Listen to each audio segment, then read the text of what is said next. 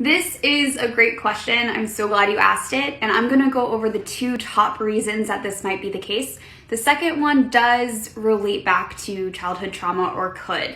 So number one, how well do you know yourself?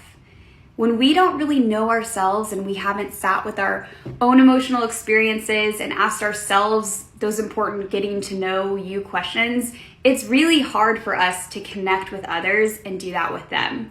When we do know ourselves, when we feel confident about what we love and we've asked ourselves those questions and we can sit with ourselves, it's way easier to sit with other people and to connect with them. But if we haven't done that self-work first, then we may not be able to actually connect with the other person. And so I would be curious how much self-work you've done as far as getting to know yourself, your interests, what you like, and essentially knowing yourself.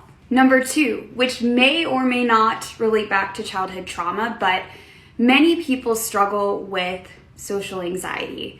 That is, when they're in either general social situations or specific ones, they can kind of become really self-focused and start to go into fear mode and think about or overthink about, how they're coming across, what words they're gonna say, all of those different things. And when we are feeling that anxiety, we actually end up putting up walls, not communicating as much. And there's this really weird thing that happens on the subconscious level where the other person can sense our anxiety.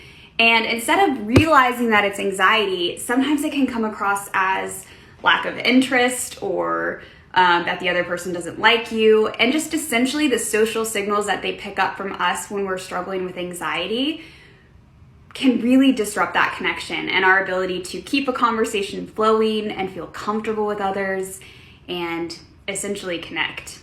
Now, that may or may not stem from childhood trauma. Some people develop social anxiety if they've had bullying experiences at schools or just a lot of rejection in their social groups growing up, or if they grew up in certain home environments where it wasn't always safe to communicate how you felt or certain things were shut down. You may have, again, subconsciously developed this tendency to over filter yourself or to be anxious about engaging in conversation and just being your true authentic self. So those are some of the things you might consider when it comes to how childhood trauma may be impacting your ability to connect and build chemistry with others while dating.